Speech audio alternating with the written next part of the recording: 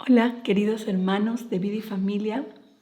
Esta semana ha sido una semana muy dura para toda nuestra iglesia porque partió a la presencia del Señor nuestro amado Richard Chinne.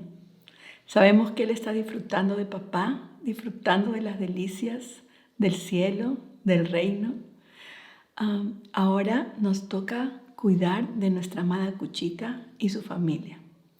Así que oraremos por ellos todos los días y cuidaremos de ella, ¿sí? Esta mañana nos reunimos para estudiar la palabra, porque la palabra es lo único que nos fortalece. La palabra es la espada para poder luchar. Vivimos en una guerra, hermanos. Es una guerra y necesitamos la palabra y necesitamos la oración para esta guerra. Por eso nos hemos reunido hoy para eso, para hablar la palabra, para orar la palabra, para analizar lo más profundamente que podamos cada pedacito de su palabra santa. Estamos estudiando Lucas capítulo 11, estamos estudiando el Padre Nuestro. Y nos preguntamos por qué la oración es tan importante, por qué los discípulos de Jesús le pidieron al Señor, la única petición que le hicieron fue: Señor, enséñanos a orar. No le pidieron: enséñanos a multiplicar panes y peces, enséñanos a caminar sobre el agua, enséñanos a sanar a los enfermos. No le pidieron eso, le pidieron: enséñanos a orar. Dios quiera que todos nosotros podamos ser alumnos de la escuela de oración, del maestro de maestros, el maestro de la oración. Pero nosotros vemos desde el Antiguo Testamento, vemos la importancia de la oración. El rey David, por ejemplo, y quisiera que leyéramos juntos el Salmo 34. El Salmo 34, versículo 4, dice: Oré al Señor y me respondió. Me libró de todos mis temores. Los que buscan su ayuda estarán radiantes de alegría. Ninguna sombra de vergüenza les oscurecerá el rostro. En mi desesperación oré y el Señor me escuchó. Me salvó de todas mis dificultades. Y así como el rey David, podemos ver muchísimos casos de oraciones profundas en el Antiguo Testamento. El rey David, que está diciendo aquí: oré y el Señor me libró de todo, me libró de mis angustias. Oré al Señor, me libró de mi vergüenza. Oré al Señor en mi desesperación. Me salvó de todas mis dificultades. No solamente vemos que oró, sino que le respondió el Señor. ¿Y qué vemos en el Nuevo Testamento? En el Nuevo Testamento también vemos a un Pablo que le insiste a la iglesia: perseveren en oración, no dejen de orar todo el tiempo. Orad sin cesar, como dice 1 Tesalonicenses 5:17. Orad sin cesar. ¿Qué significa eso? Oren siempre, oren constantemente, nunca dejen de orar. El apóstol Pablo también nos exhortaba a orar. Y por eso que hoy vamos a preguntarle al Señor: Señor, ¿pero cómo oramos? Sabemos que es importante orar, pero ¿cómo oramos? ¿Cuál es la ruta que nos has dejado para orar? Creo que también el apóstol Pablo en Filipenses 4 nos da una clave muy importante de por qué es importante orar y que tenemos que preguntarle a Jesús cómo orar. Porque el apóstol Pablo dice: por nada estén afanosos, si no sean conocidas vuestras peticiones delante de Cristo Jesús, Señor nuestro, y la paz de Dios guardará vuestros corazones. Dice: en lugar de estar angustiado, afanado y preocupado, ora. Y entonces la paz de Dios guardará tu corazón. Por eso es que todos juntos, ahora en Vida y Familia, vamos y nos arrodillamos ante el Maestro y le decimos: Señor, enséñanos a orar.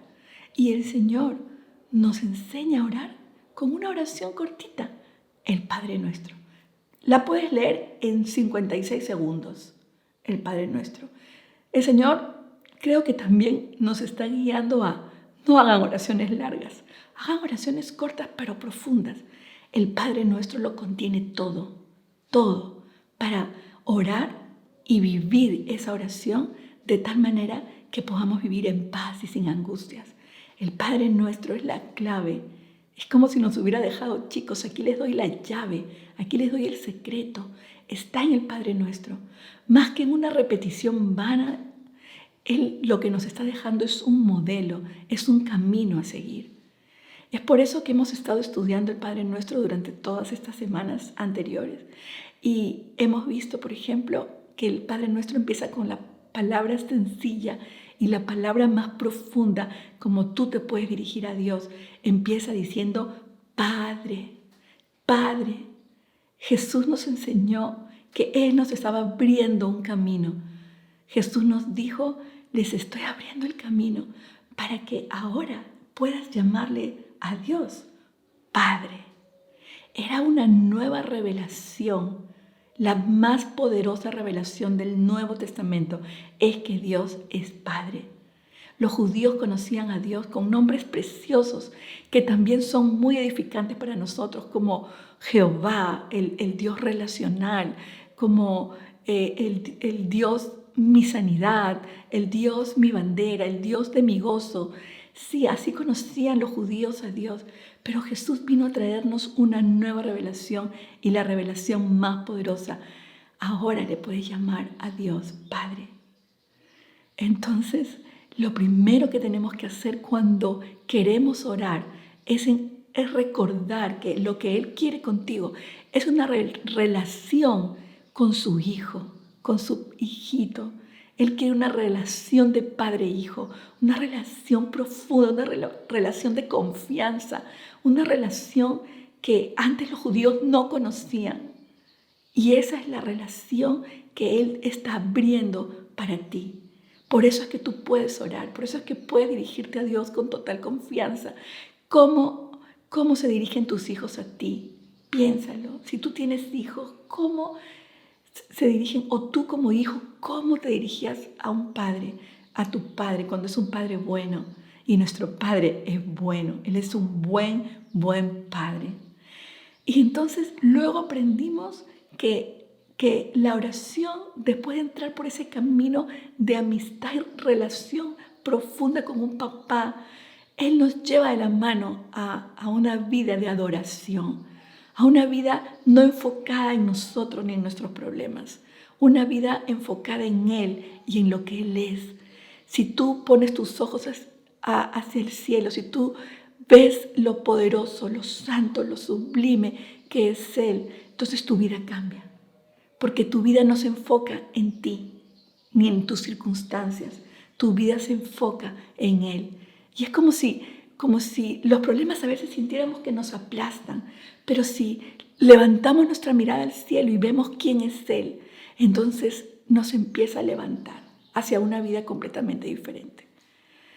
Por eso que la oración es una ruta, es un camino de relación y luego adoración.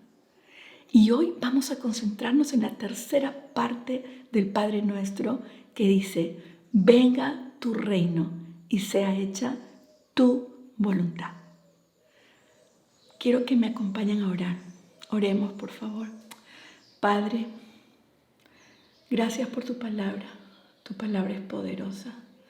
Gracias, Jesús, por ser nuestro maestro de la oración, por enseñarnos este camino, que es el camino más hermoso por el que podemos recorrer en nuestras vidas. Gracias por el Padre Nuestro, Señor. Padre, pedimos hoy tu guía, la guía de tu Espíritu Santo.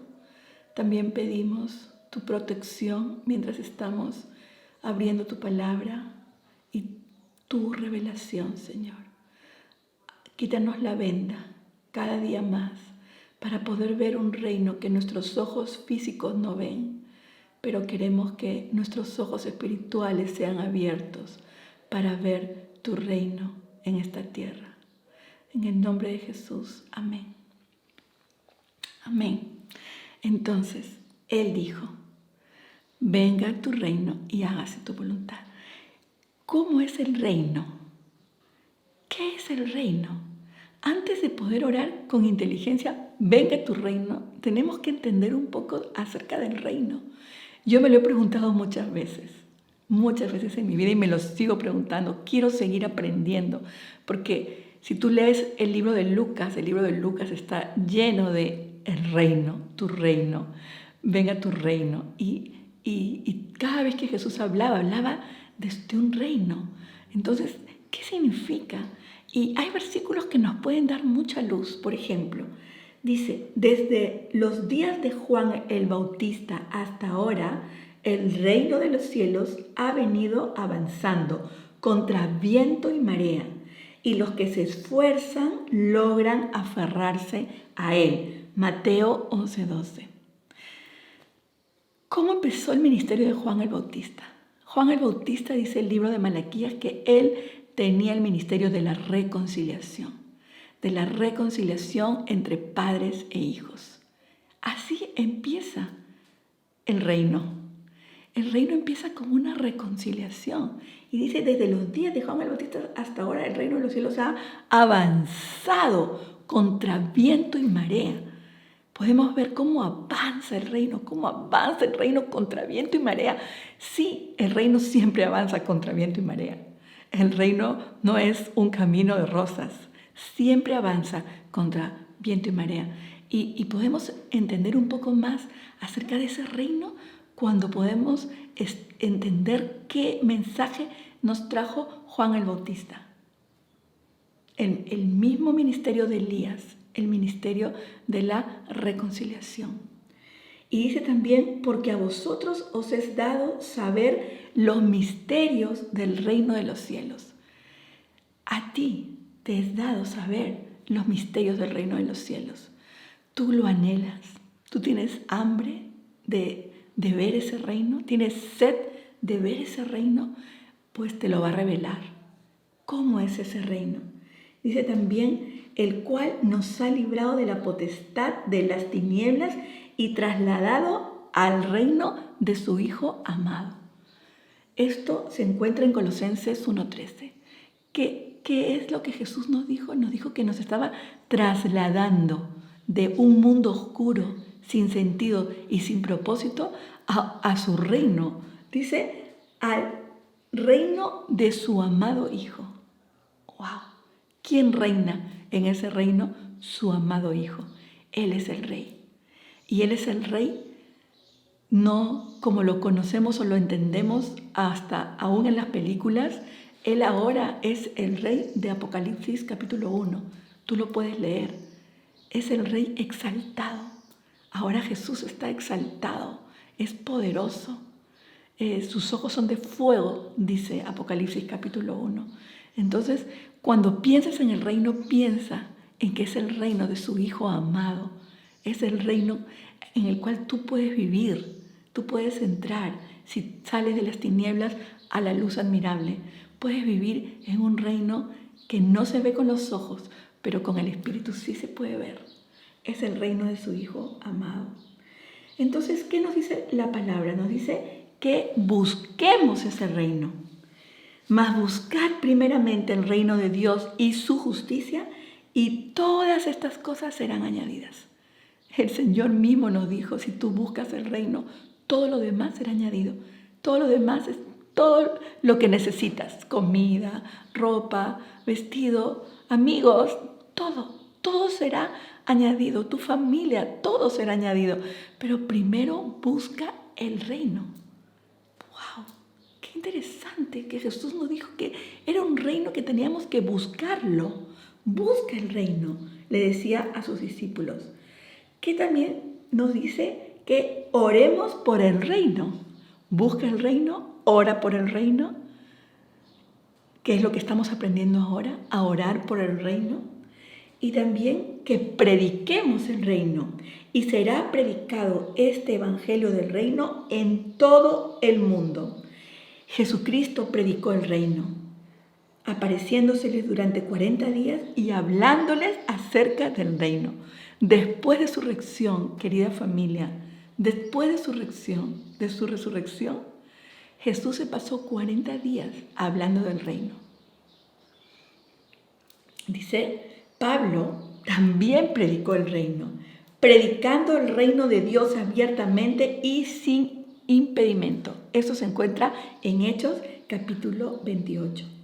El libro de los Hechos comienza con Jesús predicando el reino en Hechos 1:3 y termina con el apóstol Pablo predicando el reino en Hechos 28:31.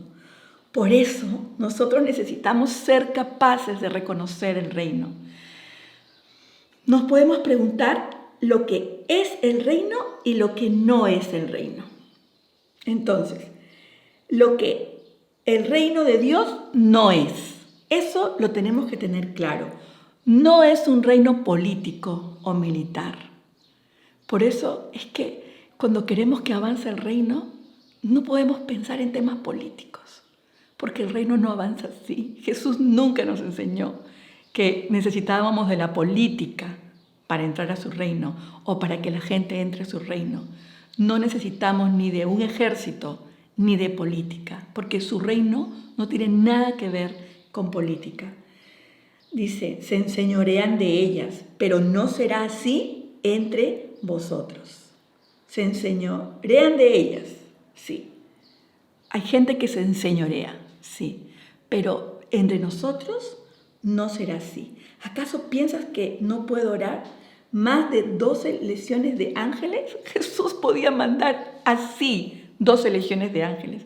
¿Acaso pensamos, hermanos, que ahora Él no puede mandar 12 legiones de ángeles? Sí, Él no podría solucionar el problema en el que estamos viviendo así. Sí, Él podría cambiar todos los temas políticos así. ¿Acaso no se le apareció a Pablo y lo tiró del caballo y cambió totalmente su forma de pensar? Que perseguía a la iglesia y mataba a niños y mataba a mujeres. Sí, por eso Jesús no nos dijo, esto no es un tema político. Esto no es un tema político. Esto es algo espiritual. No nos confundamos. No es a través de la política que vamos a entender, conocer y a extender el reino. Tampoco el reino no es una denominación. El reino no tiene que ver con denominaciones. A veces también nos confundimos y pensamos que el reino es una denominación o una iglesia en particular. No. El reino va mucho más allá. Porque el que no es contra nosotros, por nosotros es. Esto no es algo impreciso o teórico. El reino no es impreciso, no es teórico. A vosotros os es dado saber el misterio del reino de Dios. Quiere decir que sí podemos verlo, que sí podemos verlo. Nosotros se nos ha sido revelado ese misterio. Entonces podemos preguntarnos, ¿qué es el reino? Quiero orar con inteligencia, quiero orar que venga el reino. Entonces, ¿qué es el reino? El reino de Dios es personal, ¿sabes? En tu vida, en tu propia vida, puedes vivir el reino de Dios. Es personal, es de Él contigo. Tú puedes ver el reino de Dios en tu vida. Porque el reino de Dios está entre vosotros.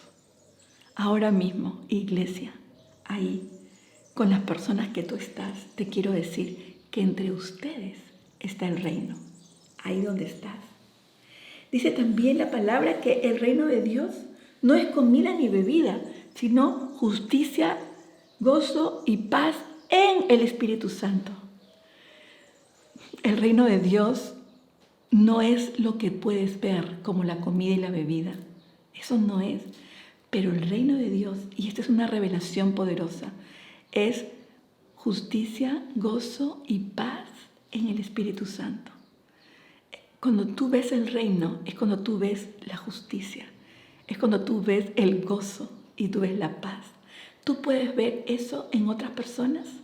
Puedes ver personas llenas de gozo, llenas de paz y llenas de amor por la justicia. Entonces tú estás viendo el reino.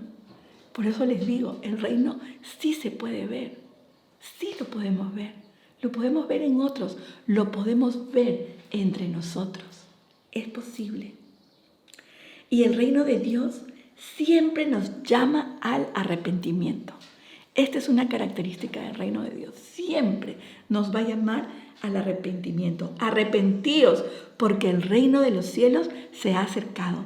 Mateo 4:17.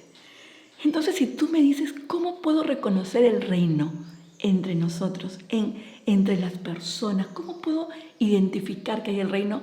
Miren, la palabra lo dice claramente. Genuina humildad. Si tú puedes ver entre las personas con las que te reúnes genuina humildad, estás viendo el reino, estás viviendo el reino. Si en tu propia vida tú puedes ver que hay humildad, que ese orgullo ha muerto, está muriendo cada día más en tu vida, entonces tú puedes ver el reino. Bienaventurados los pobres en espíritu, porque de ellos es el reino de los cielos. Esta pobreza de espíritu es una vida humilde. ¿Qué más tú puedes ver en el reino? Que te puedes dar cuenta, aquí hay reino, aquí hay reino. Arrepentimiento, como lo hemos dicho hace un momento. El tiempo se ha cumplido y el reino de Dios se ha acercado. Arrepentíos y creed en el Evangelio. Marcos 1:15. Si tú puedes ver en tu vida un punto en el que te quebraste, en el que te arrepentiste de tus pecados, de tu pasado, si tú puedes ver que constantemente hay arrepentimiento en tu vida, eso es el reino. La gente concentrada en buscar a Dios, ¿saben? Pueden haber quizás hasta denominaciones enormes y iglesias llenas, pero con gente no concentrada en buscar a Dios, no es el reino. Pero si tú en tu pequeño grupo o en tu grande grupo, tú puedes encontrar personas que quieren buscar a Dios, que no son perfectas, pero que anhelan buscar a Dios, entonces ahí está el reino. Dice, desde los días de Juan el Bautista hasta ahora, el reino de los cielos sufre violencia y los violentos lo arrebatan. Es un tipo de violencia que no es la violencia que nosotros imaginamos, sino es el correr y el derribar muros con tal de buscar a Dios. Esos son los violentos del que habla esta palabra, quien arrebata el reino. Entonces, si tú ves que hay nuevos pasos de obediencia en tu vida, entonces estás viviendo el reino. Los injustos no heredarán el reino de Dios, dice 1 Corintios 6:9.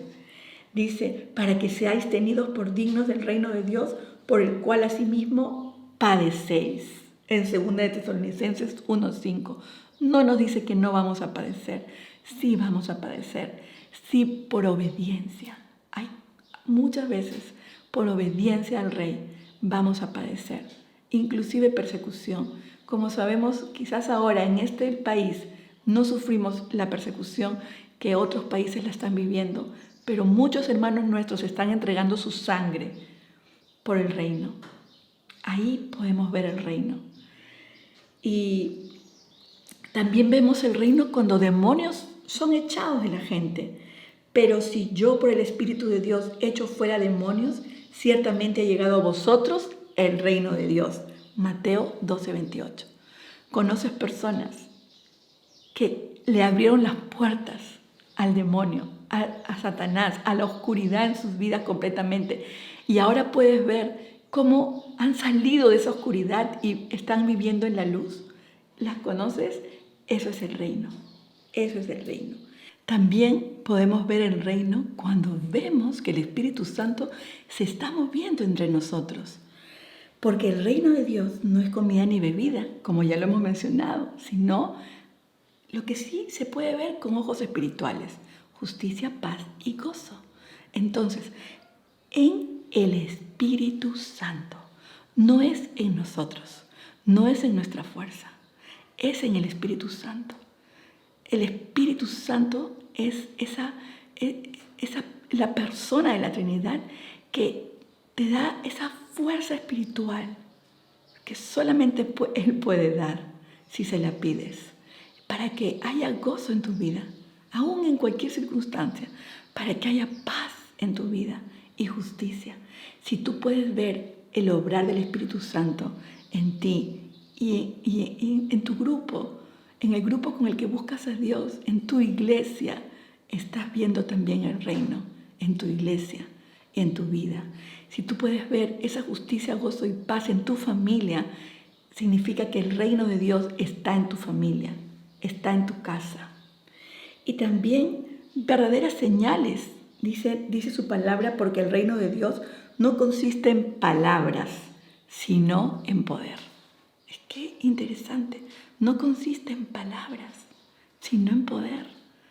Entonces entre nosotros, si queremos que venga su reino, vamos a ver su poder, vamos a ver su poder.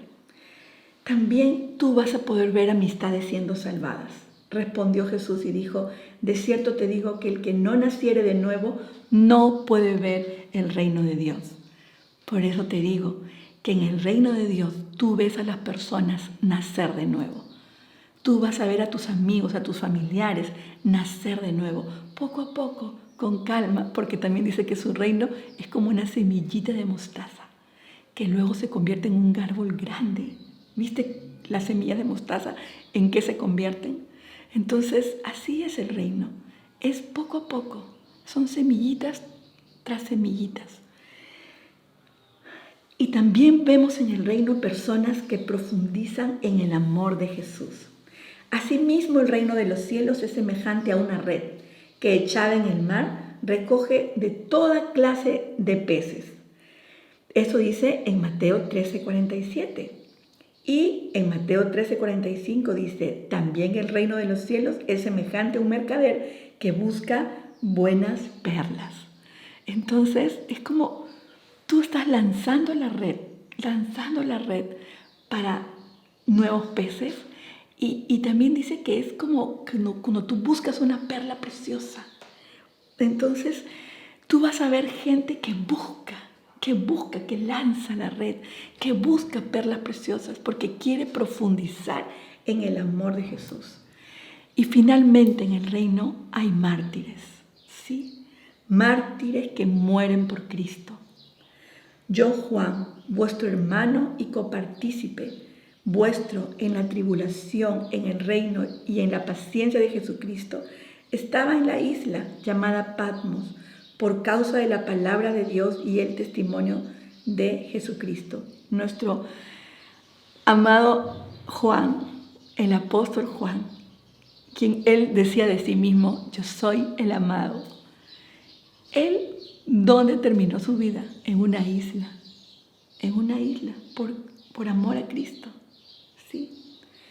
Y también dice, bienaventurados los que padecen persecución por causa de la justicia, porque de ellos es el reino de los cielos. Si tú quieres ver el reino, verás persecución. Esto es el reino. Y cuando Jesús nos enseñó y nos dijo, oren así, venga tu reino y hágase tu voluntad, ahora podemos tener más entendimiento en cuanto a qué nos estaba diciendo Jesús con el reino. Ya sabemos qué es el reino, qué no es el reino y cómo podemos orar para que venga su reino. Más humildad, más arrepentimiento, más persecución, más obediencia, más amor por Jesucristo. Hemos visto en la palabra qué es el reino.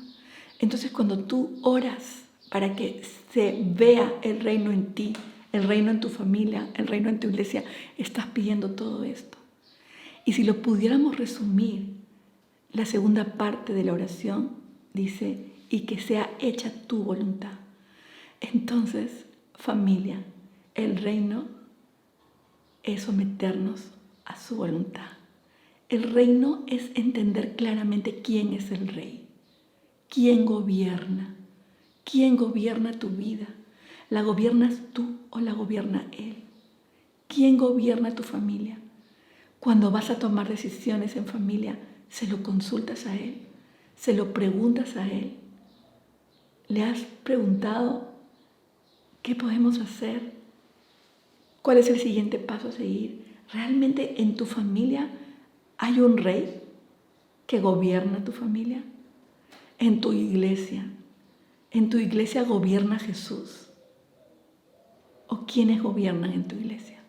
Si el gobierno es de Jesús, habrá mucha oración, mucha humildad, mucho arrepentimiento. Eso verás en tu iglesia. Y si quieres que venga tu reino a tu país, podemos orar. Él nos enseñó. Pide que venga el reino. Pide que todas estas características que hemos mencionado las podamos ver en nuestro país, en el país que amamos. Y no solamente en nuestro país, sino en las naciones. Por eso siempre digo que cuando oramos venga tu reino, estamos trabajando para el reino, para que su reino se extienda, para que su reino crezca. Quisiera pedirles que por favor conversen ahí en el Zoom acerca de lo que hemos podido, de los versículos que hemos podido ver ahora.